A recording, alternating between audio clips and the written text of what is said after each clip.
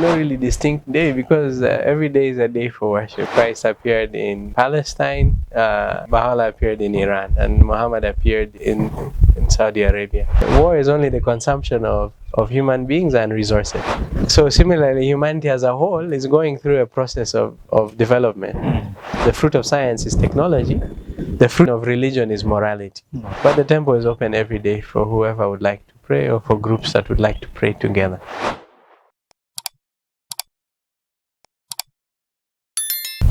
The fruit of religion is morality, and unity among all mankind is something that the Baha'i Faith emphasizes. You're welcome on the On Focus Show. My name is Emma Mnyangeri, and you are watching MBC Africa. And I'm live at the spiritual heart of Africa, that is the Baha'i Temple, which has been in existence since 1961. And joining me today is Mr. Samuel Charles, the administrator of this temple. Come with me as he shares the insights.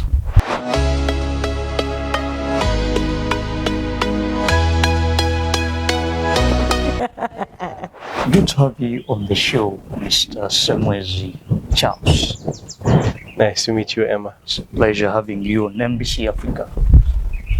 Let's start with a little introduction about yourself. So my name is Charles Anglin Semwezi, and I'm an administrator at the Baha'i House of Worship in Kampala. Administrator. Yes. Give us a brief background on Baha'i and its origin. So the Baha'i Faith is an independent world religion, and it is founded by a personage that we know as Baha'u'llah. And Baha'u'llah is a title which means the glory of God. And the fundamental teaching of the Baha'i Faith is the oneness of humankind. And this teaching is rooted in the understanding that the soul of man is what distinguishes man from other life forms, and all men and women have a soul. And this common identity is the basis on which we can build a foundation for a future in which the rights and responsibilities of everyone are catered for. Yes. So the Baha'i Faith has its origins in Persia, or present-day Iran, and it began in 1844 when a personage known as the Bab appeared in Iran, and he began to teach the people that they were witnessing the dawn of a new day in human society, and to prepare their minds and hearts for the appearance of a divine teacher who would bring about or establish the oneness of humankind in the world. So it is an independent religion, just like Islam is a religion and Christianity is a religion. The Baha'i Faith is also a religion. Independent from the Christianity and Islam. So all religions are connected in the sense that all of them come from the same source, which is God. Yes. And the purpose of the appearance of these divine teachers is to bring this knowledge that helps man to advance as an individual, but also to organize society. And this revelation from God appears progressively over time. So with each messenger of God, a new measure of the divine revelation is given to man, and it helps man to advance. So they are all connected. And if you look at the fundamentals of our religion, the fundamentals do not contradict each other. Yes.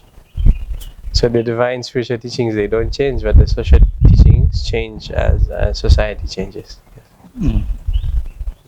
How best can you define this religion from other religions? Yes, of course, you emphasize that they all come from God. But Baha'i, originally, we all worship the same God.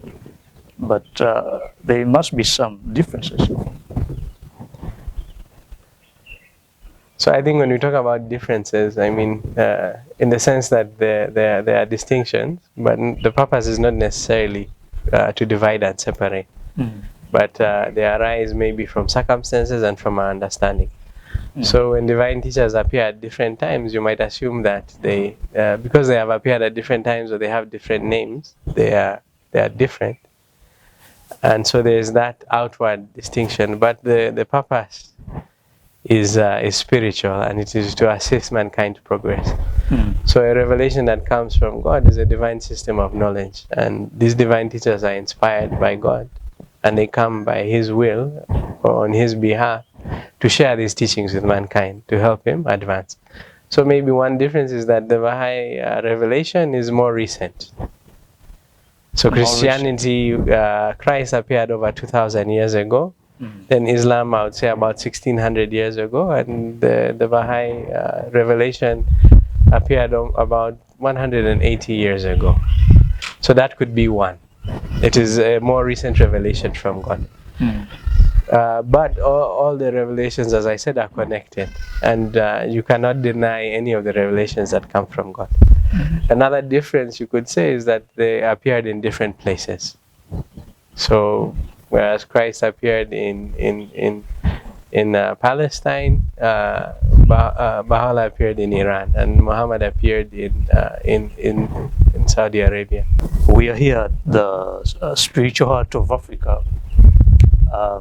Give us a brief history of the existence of this temple, which was established in 1951. Actually, the faith is what came to Uganda in 1951. In August of 51, an Iranian family with a British gentleman moved to Kampala, and they bought a residence here, and they began to teach the faith to the people of Uganda. And a few months later, in April of 1952, the first administrative body of the faith, known as the Local Spiritual Assembly, was established in Kampala. Consists of 9 members, and 4 of those were Ugandans, including that original family and the British gentleman. And then by October of 52, because of the efforts to teach the faith, there were over 100 Baha'is from about 15 different tribes. And in 1953, a few of these Ugandan Baha'is decided to arise and take the faith to other parts of Africa. So one gentleman, Mr. Enoch Olinga, decided to take the faith to the British Cameroons. Then another gentleman called Sam Mungono took the faith to DRC Congo. And another gentleman, Mr. Max Kanyerezi, he took the faith to what is known as Congo Brazzaville. It was French Equatorial Guinea at the time. And the faith, of course, continued to grow in Uganda. And by 1954, May of 1954, there were over 600 Baha'is from over 20 different tribes. 16? Over 600 Baha'is from over 20 different tribes. And because of the reception of the faith by the people of Uganda, the head of the faith at the time, Shogi Effendi, made an announcement in 1955 that the country would receive a Baha'i house of worship. So this Baha'i house of worship was a gift, and construction began after the dedication. I mean, which was in January of 58. Sorry, the laying of the foundation stone. January 58. And 3 years later, in January of 1961, the house of worship was opened to the population. This place has a very beautiful scenery. Yes. And you're very welcoming to everyone. Do you only emphasize on the issue of worship, or there are other things that you do? So reception, maybe for functions or other activities, or strictly mainly for worship? So I mean, that's a very good question. I think one of the principles emphasized in the faith is that of worship, but worship cannot be separated from service. So the building of the house of worship itself is dedicated to the remembrance of God, and within it only activities considered worship are carried out. So we listen to the words of God, we chant the words of God, and we pray and meditate. And other activities that are related to service are carried out outside the building itself. So these can take place in the gardens as well as in the offices around. But I think the one of the primary purposes of the house of worship is that we draw inspiration from worship in order to go out and serve. So every day, each one of us is contributing to the advancement of civilization, the advancement of the country by going out and doing our work. But we need to draw strength and inspiration from the teachings of God. So we turn to God in prayer, and then we go out and do our daily activities, which are considered service. And we cannot separate these two. So as much as we should pray, prayers are answered in action. So the activities of service that unfold around the house of worship and in the different administrative structures, as well as in the community, are mostly centered on certain educational processes to assist the population to take ownership of its own spiritual and material well-being. So we have an educational process that focuses on children in assisting them to develop certain spiritual qualities that are foundation of true education and to help them become better citizens. Then we have again an educational process for youth, what we call junior youth, between the ages of 12 and 15. And then we have another educational process that is geared towards adults, anyone above 15. But these educational processes are all part of one educational process, but catered to different segments of the population. One of the things Baha'i Faith emphasizes is you have this belief that we are all equal. You emphasize the issue of unity for all mankind. Yeah. And you also believe that actually the fruit for religion is the oneness of mankind. The oneness of mankind. Yeah. And if you look at the scriptures, we've seen nations going against nations, and these are based on the scripture readings in the Bible. Yeah. And then you're preaching the message of togetherness, the unityness. How isn't it a bit contradicting with the scripture readings you have? The scripture readings in the Bible. So I think that's also another very good question. I think if we look at history over time, society and man is in a process of social evolution. So at one time we organized ourselves in terms of families, and then we organized ourselves as clans, and then tribes, and then nations. And right now we are in a transition from nations towards a global civilization, which embraces everyone. So while the revelation that comes from God is perfect, man is not perfect. And as we make efforts to adjust ourselves to the teachings of God, it takes time. And so that evolution towards maturity, when I say maturity, it will be a time when people do not fight, when nations don't fight. You believe that time will come? It is inevitable. Because God, it is the will of God that over time, even in the Bible it says, "Thy kingdom come, thy will be done on earth as it is in heaven." A time when peace will be established on earth. But it is not a magical event. It is a process. Yes. Will that come about after a death? You know, as Christians believe that there is a second home. It is not in this world. So Baha'is have a similar understanding, in the sense that the nature of the human being is that human being is both material and spiritual. So we have a body that is made of the physical components, minerals and water, and we have a soul which is divine, and the soul is sanctified from the material plane. It is not a physical reality, but it is associated with the body at conception. And this soul is what gives us the power of the rational mind, this ability to understand, this thirst for knowledge, this capacity for love, and this sense of justice and all the divine qualities. As you know, it says we have made man in the image of God. So these powers that man has that reflect the likeness of God are rooted in the reality of his soul. And the purpose of our life in this world is to foster the development of that soul. So for example, as a child, the embryo grows within the womb of the mother. The purpose of that period of gestation is to prepare the body for life in this world.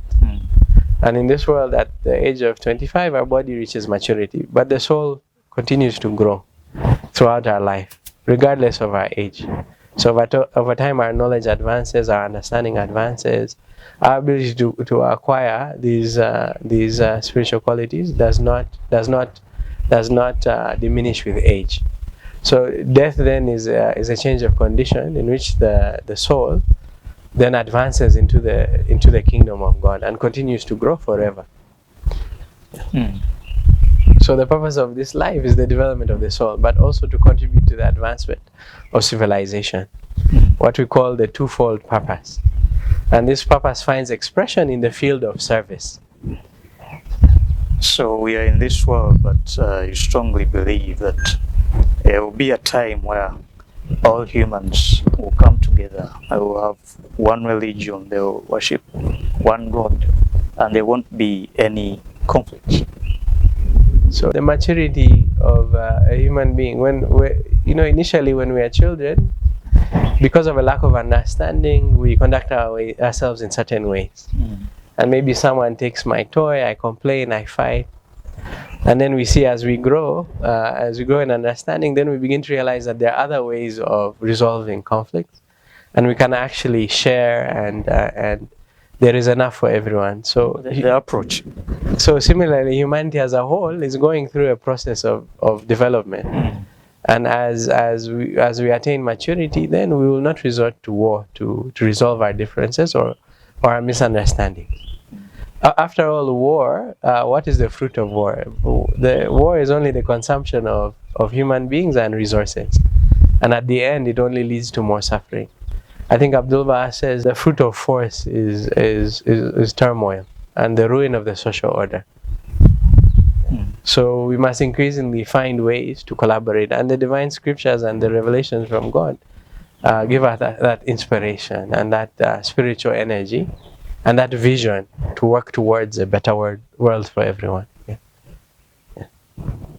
You also believe that we received divine teachers, we as humans. Yes. And to what extent has man used it, and how best should they use it?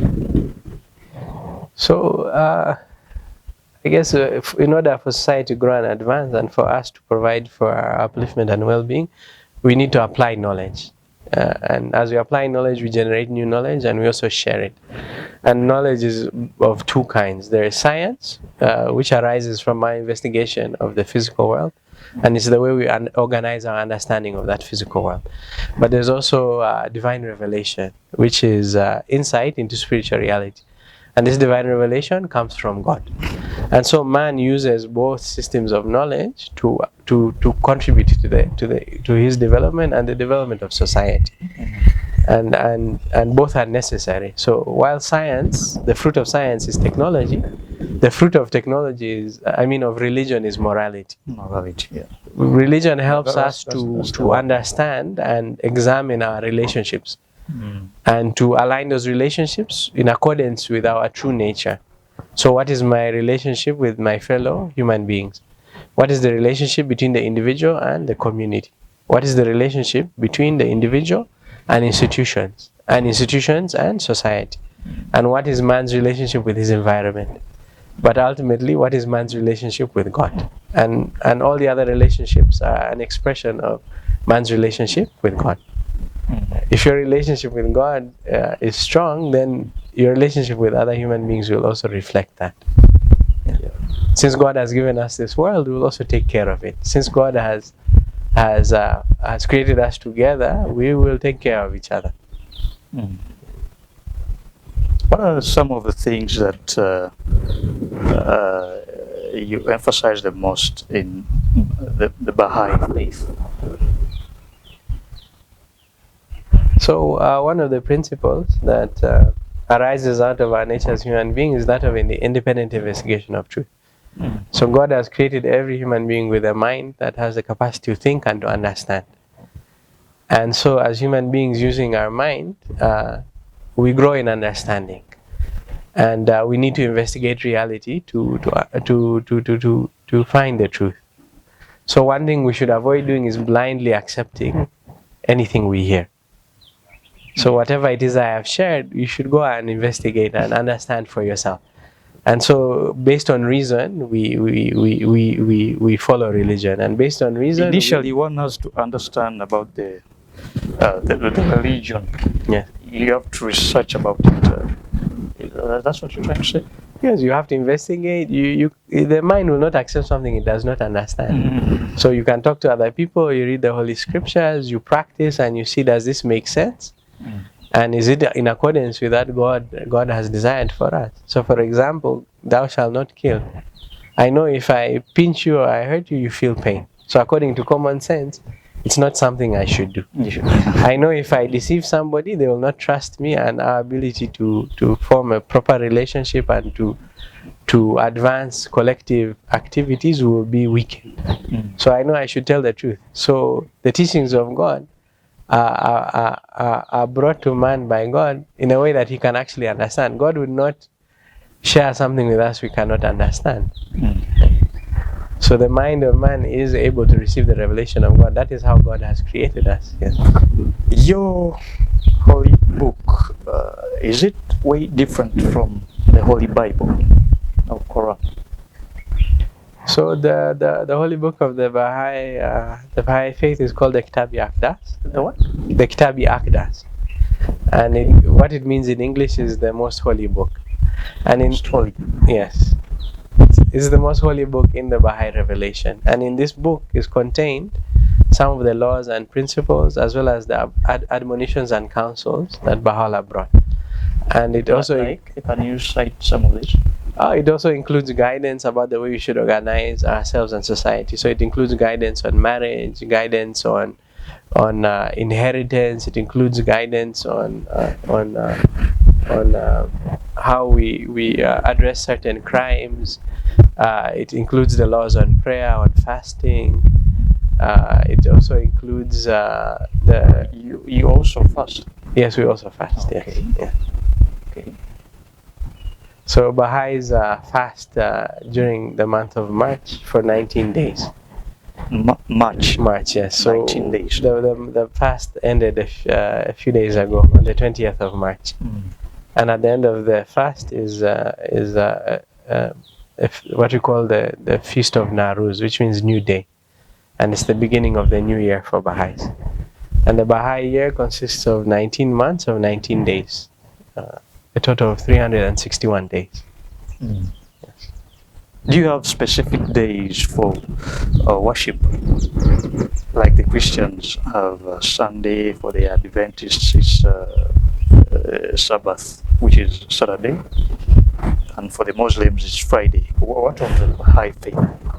So there is no really distinct day, because every day is a day for worship. When you go out and work, you are expressing your gratitude to God, and that is worship. And maybe it's good to explore what we understand as prayer. Prayer is conversation with God, and for any relationship to grow and be strengthened, that conversation must be frequent, and so you're free to commune with your Creator every day. And prayer, in that sense, brings us closer to God. So it's not necessarily that you designate a day in which you say, on this day I'll pray, and on other days you don't pray. Perhaps maybe what you're saying is that, like, a devotional service happens on Sunday, or there are prayers at the mosque on Friday. But still, Muslims pray every day, and Christians also pray every day. So Baha'is also pray every day. But we do have a devotional space for everyone on Sundays. And there are a few others on Monday, Tuesday, but the temple is open every day for whoever would like to pray, or for groups that would like to pray together. You're watching MBC Africa. My name is Emma Mnyageri. Interesting conversations we are having with Mr. Charles Semwezi, the administrator of Baha'i. You mentioned something about the General Assembly, and you said it consists of a membership of how many? It's a spiritual assembly. Spiritual assembly. With how many members? So, because we do not have, I could say, priests or religious leaders in the community, the way it is organized is around what we call consultative bodies known as spiritual assemblies.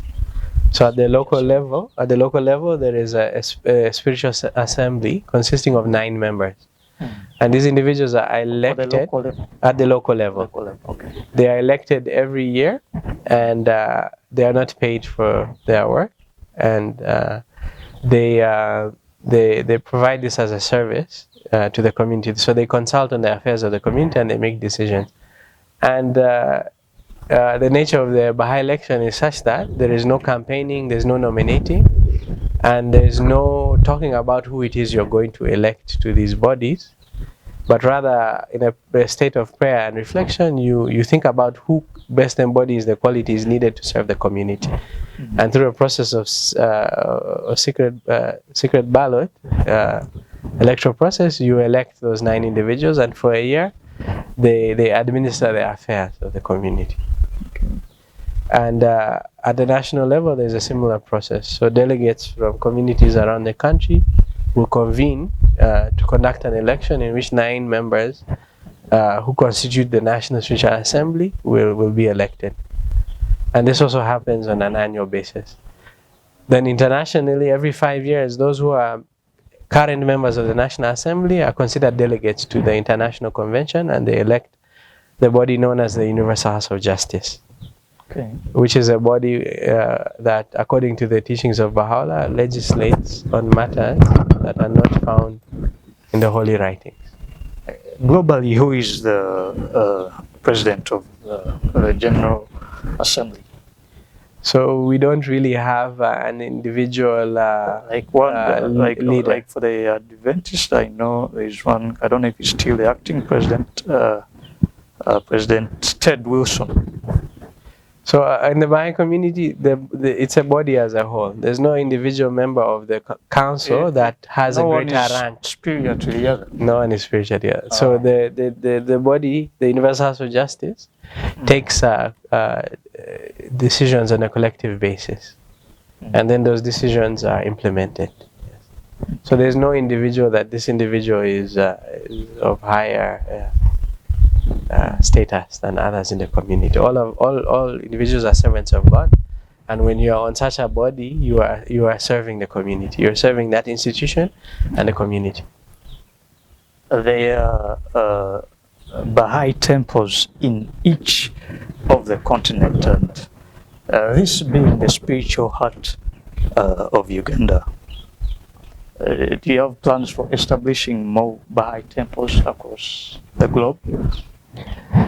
So for a community to receive a house of worship, it needs permission from the supreme body of the faith, and the process of constructing houses of worship began around 1903. And the first houses of worship that were constructed were at a continental level, and there's a total of 8 of them. And this process ended with the Baha'i House of Worship in Chile in 2016. However, in 2012, the Universal House of Justice announced that we're entering into a phase of constructing national and local houses of worship, and that process has been unfolding, and every year around April, the House of Justice announces new projects for construction of houses of worship around the world at local and national level. So in the DRSC, in March of 2023, they opened a National House of Worship in Kinshasa. Whereas in May of 2021, a local house of worship was opened in Kenya, in Matunda Soy. And in the near future, another local house of worship will emerge in Zambia, in Mulilingwa. So on the African continent, there will be a total of 4. But globally, there will be increasingly more and more houses of worship. They emerge when a community has reached a certain stage of development. Okay. These projects look good, and I see it entails a lot of money. How do you guys collect money from your people? Do you do tithe? Do you do offerings like the Christians? So there is an institution known as the Baha'i Fund, to which Baha'is contribute. And again, the contribution is between the Baha'i and God. So the amount of contribution by an individual is not announced to the community. Even if it is small? It like does. by 1,000, can I? It does. The amount does not matter. It is the spirit in which we give that matters. So Baha'is are privileged to contribute to the Baha'i Fund, and these funds are used to finance and organize the affairs of the community, including all these houses of worship that you see. It has no specific period of time. Contribution. So when you feel you want to give a contribution as a Baha'i, there's a treasurer in your locality, and you go to the treasurer, and he or she will issue a receipt, or you'll send it via mobile money, or you wire it via your bank. Yeah. And there are many different funds at the local level, at the national level, at the international level, and Baha'is are free to contribute to those funds. Do you do teachings about, is there some kind of, like for the Christians who go for Bible studies? How is it inside the Baha'i Faith? So at the level of the community, like I mentioned, we are engaged in an educational process in which we study certain materials. So materials for children, for youth, and for adults, for junior youth and adults. They are clustered in different groups.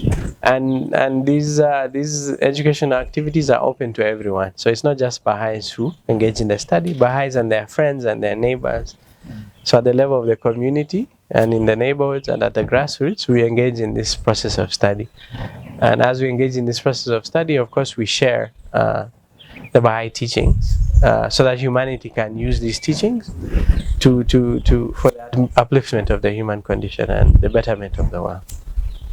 So these teachings that Baha'u'llah brought were never meant for a specific people or a specific community, but they are meant to be used by everyone for the advancement of society.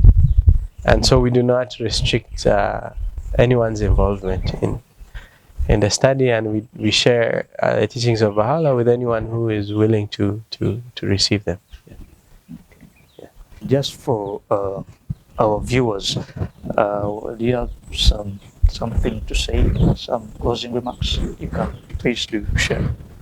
Yeah, so just to encourage everyone to come and visit the house of worship and to learn about what it is we are doing. And we hope that you will be inspired to serve and to contribute to the transformation of society. So we encourage everyone to come and join us in this process. The Christians, the Muslims, the non-Christians, they are all welcome. The Baha'i House of Worship is open to anyone, regardless of their gender, their religion, their background, their ethnicity, their sex, their race. Men, women, and children. It was a pleasure having you today. Thank you so much for sharing with us. And the conversation is so interesting. Our time is our only factor, but thank you so much for sharing. Thank you, really Emma. Appreciate it. The pleasure is mine. Yeah. Thank you so much for being part of today's show. My name is Emma Mnyangeri, and you've been watching the On Focus show. This is MBC Africa. Now remember to always subscribe on our YouTube channel. Hit that notification bell, like, comment, share to always get the latest updates on our content, and the guests will bring you in exclusive interviews. My name is Emma Mnyangeri. Until we meet again,